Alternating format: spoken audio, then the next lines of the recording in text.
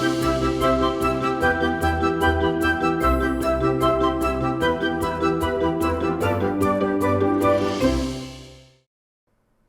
मैं हूं प्रियंका संभव। आपके लिए हर शाम को 4 बजे लेकर आती हूं हेलो मनी 9। इस लाइव शो में अलग अलग टॉपिक पर हमारे एक्सपर्ट जुड़ते हैं और आपकी मदद करते हैं बेहतर फाइनेंशियल प्लानिंग में, बेहतर टैक्स प्लानिंग में। मंडेज को हम बात करते हैं टैक्स की, और जब भी अभी बात हो रही है इनकम टैक्स की, ये वो हफ्ता है जब सभी का ध्यान है 1 फरवरी को पेश होने वाले अंतरिम बजट पर।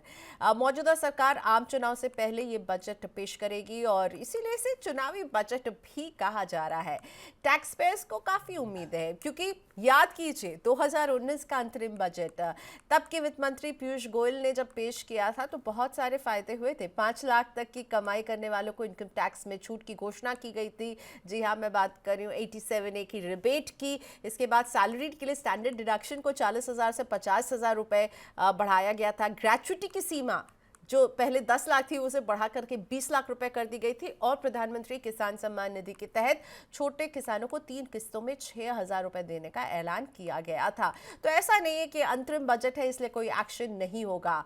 अब जब हम एट प्रेजेंट इस अंतरिम बजट के ठीक पहले के समय की बात करें तो याद कीजिए कि फाइनेंशियल ईयर 23-24 के बजट में वित्त मंत्री निर्मला सीतारमण ने न्यू टैक्स रिजीम में काफी बदलाव किए थे। इसे ज्यादा अट्रैक्टिव बनाया था और हमने तब देखा था स्टैंडर्ड डिडक्शन की एंट्री न्यू टैक्स रिजीम में, जिसमें पहले कहा गया था कि कोई डिडक्शन नहीं मिलने वाला है, लेकिन देखिए standard deduction new tax regime का हिस्सा बना। इसके बाद हमने देखा वहां पर जो छूट आपको ओल्ड टैक्स रिजीम में 5 लाख तक की कमाई पर मिलती है, वो न्यू टैक्स रिजीम में 7 लाख तक की कमाई पर मिलने लगी थी। इनकम टैक्स की छूट, रिटर्न भरे पर टैक्स नहीं भरने की जरूरत है, जीरो टैक्स लायबिलिटी होगी।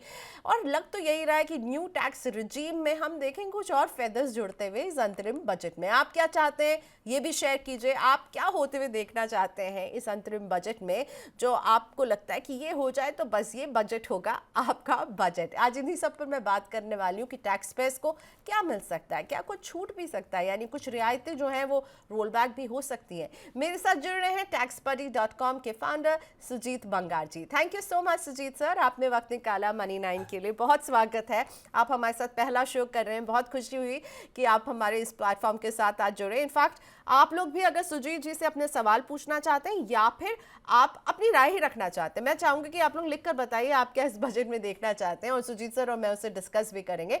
तो आप कैसे भेज सकते हैं अपनी प्रतिक्रिया हमें 9311211874। सवाल भेजिए, प्रतिक्रिया भेजिए, आप क्या चाहते हैं बजट में ये लिखकर हमें बताइए। और साथ ही में आप हमें money9query@tv9.com पर भी ये मेल कर सकते हैं। एक्स, फेसबुक या यूट्यूब के कमेंट बॉक्स में राइट हैंड में आप देखेंगे टॉप चैट बॉक्स जो है, जिसमें आप कमेंट लिख सकते हैं अपनी जो भी आप इस बजट से चाहते हैं। आपको हमारी बातचीत कैसी लग रही है, या फिर आप अपने टैक्स से जुड़ा कोई सवाल पूछना चाहते हैं, तो we are waiting for your questions. Let's start this show. Mister Banga, स्वागत है आपका। फाइनेंशियल ईयर 23-24 के बजट में न्यू टैक्स रिजीम में पहली बार हमने देखा था सैलरीड क्लास को 50,000 रुपए का स्टैंडर्ड डिडक्शन दिया गया था। स्टैंडर्ड डिडक्शन को लेकर अब बातें खूब हो रही हैं कि महंगाई जिस तरह से बढ़ी है, स्टैंडर्ड डिडक्शन को बढ़ाने का वक्त आ गया है। क्या हम इसे 50 से बढ़कर 70 देखेंगे? कुछ रिपोर्ट्स तो कह रहे हैं 90,000 का स्टैंडर्ड डिडक्शन। आपको लग रहा है इसकी लिमिट बढ़ाई जा सकती है इस बजट में? सबसे पहले thank you Priyanka for having me here, it's pleasure to be here and to this is very it is good question to begin with. देखिए, मेरा तो जनरल ओपिनियन ऐसा है कि the most honest tax payer in India is salary tax. तो salary tax payer को standard deduction जो होता है that is the basic way to reward his honesty, the way like that I look at it. So salaried is the most honest taxpayer we can say, and therefore the standard deduction is a way to reward his consistent. So I personally feel 50,000 से 70,000 या 75,000 अगर standard deduction बढ़ता है तो welcome sign है, and government ने अगर ऐसा इनिशिएटिव लेते हैं उसका स्वागत ही करना चाहिए। ओके, सो आप कह रहे हैं 50 से 70 तक बढ़ सकता है। और जिस तरह से हमने देखा है, हमारे एफएम कई बार इंडिकेट कर चुकी हैं कि भाई new tax regime is the go to regime, वो डिफॉल्ट रिजीम भी है। अगर ऐसा हो सकता है क्या, ये अगर सैलरी डिडक्शन बढ़ेगा तो लगता है ओल्ड टैक्स रिजीम वालों को भी फायदा होगा, या फिर केवल न्यू टैक्स में ही आपको लग रहा है बढ़ाकर छोड़ दिया जाएगा? ऐसा भी हो सकता है क्या? लेकिन ओल्ड टैक्स रिजीम वाले भी तो उम्मीद तो लगाए बैठे हैं। तो मुझे मुझे पर्सनली लगता है कि अगर स्टैंडर्ड डिडक्शन गवर्नमेंट बढ़ाने का डिसीजन लेती है जी। तो वो दोनों रेजिम में स्टैंडर्ड डिडक्शन का बेनिफिट बढ़ेगा। मुझे ऐसा नहीं लगता, आई डोंट थिंक कि सिर्फ न्यू टैक्स रेजिम के लिए कुछ स्टैंडर्ड डिडक्शन का बढ़ोतरी हो सकती है। I don't think like that. अगर स्टैंडर्ड डिडक्शन 50,000 का 70,000 या 50,000 का 75,000 होता है तो new and both both the tax regime के लिए उसका बेनिफिट गवर्नमेंट एलोकेट कर सकती है, क्योंकि standard deduction as I said earlier एक बेसिक रिवार्ड होता है सैलरी टैक्स पेयर्स के लिए, जो उनका जो टैक्स कंप्लायंस बढ़ाने के लिए एंड उनके ऑनेस्टी को रिवार्ड करने के लिए। तो I think it should be for both the regime, दोनों रेजिम के लिए स्टैंडर्ड डिडक्शन की बढ़ोतरी होनी चाहिए अगर गवर्नमेंट डिसाइड करती है तो। ओके, चलिए, क्रॉसिंग आवर फिंगर्स कि ऐसा ही हो, दोनों ही रिजीम में ये फायदा मिले और बढ़ा दिया जाए। वैसे सुजीत सर ने 2 बार कहा है 70 या 75,000, तो मुझे लग रहा है ये कीवर्ड्स रहेंगे, 70 या 75,000। और कई लोग कह रहे हैं भाई सीधा 90,000 कर दिया जाएगा या 1 लाख कर दिया जाएगा, तो मुझे नहीं लगता है सरकार इतनी भी अभी दयावान होगी। 70 या 75,000। So we are marking your words right now. देखते हैं 1 फरवरी को क्या निकल करके आता है। अगली छूट जो मिलती है, मैं उसके बारे में बात करना चाहूंगी, वो है सेक्शन 80D। जब आप हेल्थ इंश्योरेंस लेते हैं, उसका प्रीमियम देते हैं, तो सेक्शन 80D के तहत आपको डिडक्शन मिलती है। ये पहले आपको एक मेडिकल बेनिफिट 15,000 की मिलती थी, जो कि 2015 में से बढ़ा करके 25,000 रुपए आपको ये डिडक्शन अब हो गई है, मिलने लगी है। लेकिन अब 9 साल हो गए, ये लिमिट वैसे ही बढ़ी हुई है, और अगर मेडिकल इन्फ्लेशन से उसको कंपेयर करें तो देखिए कितनी तेजी से बढ़ी है। तो आपको लग रहा है कि यहाँ पर सरकार कुछ ट्वीक करते हुए नजर आ सकती है, सेक्शन 80D को न्यू टैक्स रिजीम में ऐड करती हुई नजर आएगी क्या? देखिए, सबसे पहली बात है कि एटीडी को हम इंडिपेंडेंटली देखें in spite of any tax regime. तो इंडिपेंडेंटली अगर हम एटीडी सेक्शन को देखें, हेल्थ इंश्योरेंस के प्रीमियम का जो डिडक्शन है उसको देखें, तो पर्सनली मेरा ओपिनियन है, जैसे प्रियंका जी आपने सही बोला कि इतने दिनों में कॉस्ट इन्फ्लेक्शन इंडेक्स आप सिंपल लगा के देखिए कि कितनी बढ़ोतरी हुई खर्चों में, लेकिन डिडक्शन जो है 25,000 का है वो जैसा कि वैसा। तो सबसे पहली चीज है, ये 25,000 का डिडक्शन है, ये बढ़ा के आप 75,000 कर सकते हैं स्टेट अवे, राइट। दूसरा सजेशन, मुझे बेसिकली तीन सजेशन देने हैं कि जो बजट में इनकॉर्पोरेट होने चाहिए। पहला जो है 25,000 का आप 75,000 कीजिए। दूसरा सजेशन ये हो सकता है कि अपना जो मेडिकल एक्सपेंडिचर मेडिकल एक्सपेंडिचर के लिए जो डिडक्शन अवेलेबल है, उसमें अगर आपके ओल्ड एज पेरेंट्स है तो आपको एटीडी में एक एक्स्ट्रा बेनिफिट आप क्लेम कर सकते हैं।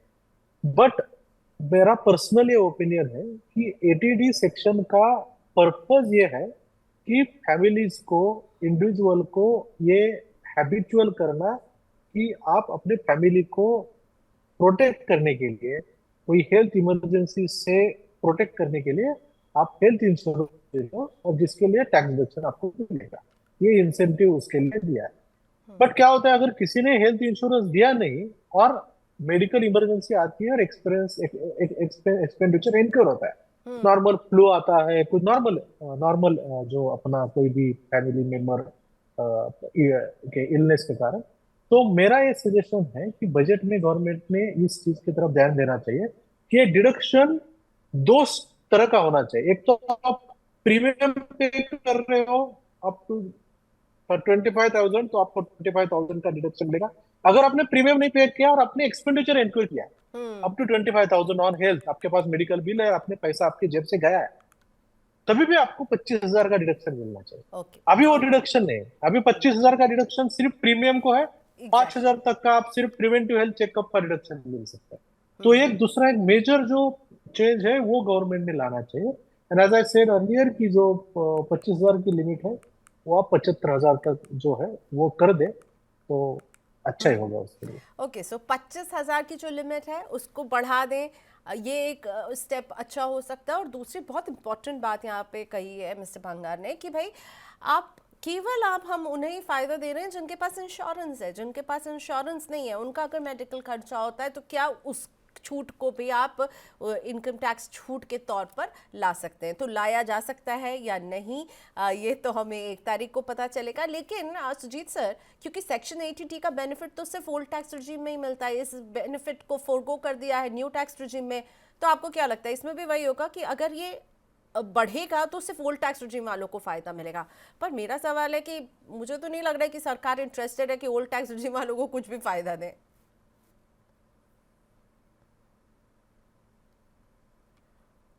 आप नहीं देखिए, अगर अगर डिडक्शन बढ़ेगा, अगर डिडक्शन बढ़ेगा तो ऑब्वियसली ओल्ड टैक्स रेजिम में ही होगा। एंड आई डोंट थिंक कि अगर एटीडी का डिडक्शन बढ़ता है या कुछ चेंजेस प्रपोज होते हैं तो उसका बेनिफिट न्यू टैक्स रिजीम में नहीं देंगे, क्योंकि वो प्रिंसिपल के अगेंस्ट है।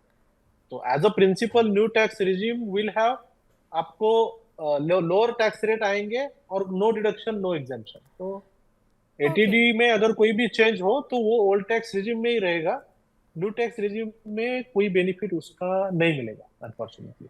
ओके, तो चलिए ओल्ड टैक्स रिजीम वालों को फ़ायदा हो सकता है, लेकिन क्यों तो मुझे ऐसा लगता है अंदर से कि सरकार ओल्ड टैक्स रिजीम वालों को कोई ज़्यादा फ़ायदा नहीं देने वाली है। ओके, अब मैं बात करूंगी जो ओल्ड टैक्स रिजीम में एक फ़ायदा मिलता है वो है होम लोन के इंटरेस्ट पर। सेक्शन 24 के तहत हमें इंटरेस्ट पेमेंट पर जो छूट मिलती है 2 लाख रुपए तक की। सरकार सभी के लिए घर यानी हाउसिंग फॉर ऑल मिशन पर काम कर रही है। ऐसे में क्या लग रहा है आपको सेक्शन 24 की डिडक्शन क्या न्यू टैक्स रिजीम में एंट्री ले सकती है? क्योंकि ये डिमांड तो है कि भाई आप अगर सेक्शन 24 का फ़ायदा ओल्ड टैक्स रिजीम में दे रहे हैं तो why not new tax regime वालों को भी ये मिले। लोग घर खरीदते हैं, इंटरेस्ट पे कर रहे हैं मोटा मोटा, ये छूट तो सरकार दे सकती है। ये डिडक्शन आपको लग रहा है आ सकती है न्यू टैक्स रिजीम में?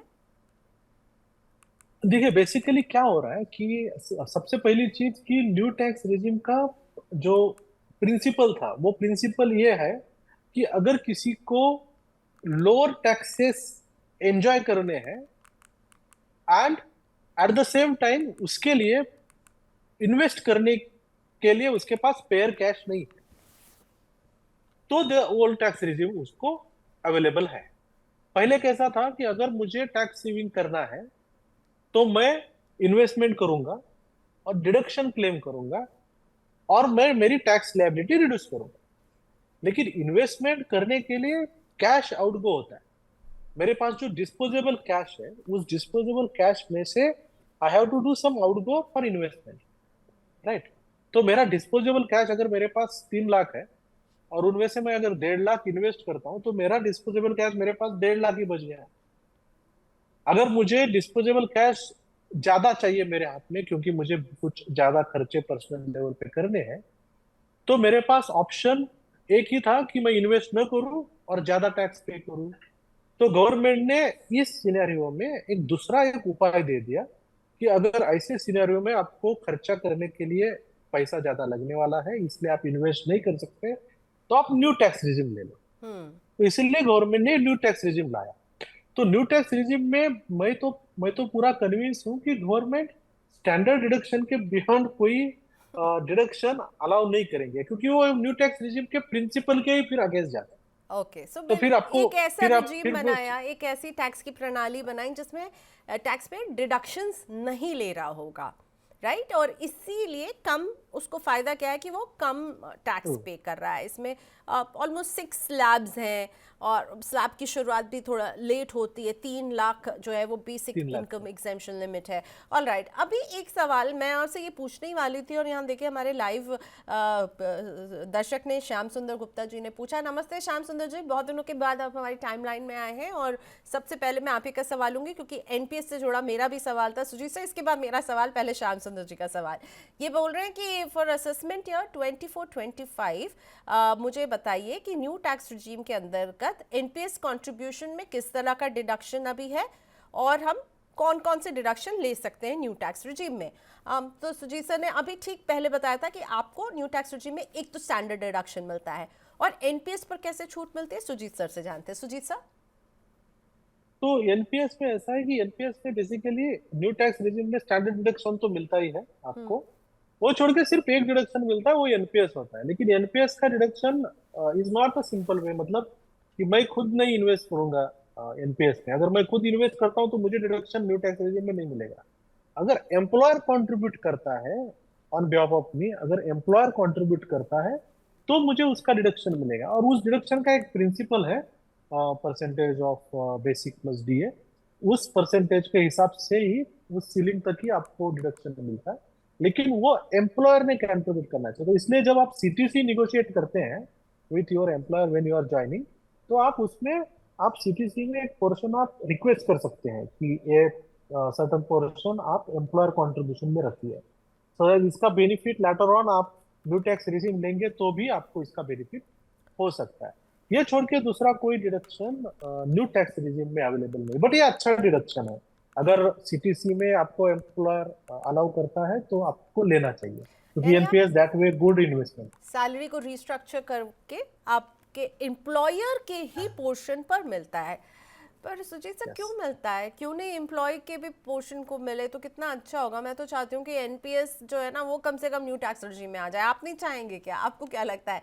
This is also big no, क्योंकि देखिए, मेरा मेरा पर्सनल ओपिनियन है, मैंने पिछले 2 हफ्ते में बहुत प्लेटफॉर्म पे भी मैंने बोला है, मेरा पर्सनल ओपिनियन है कि गवर्नमेंट ने ओनली एक ही टैक्स रेजिम रखना चाहिए।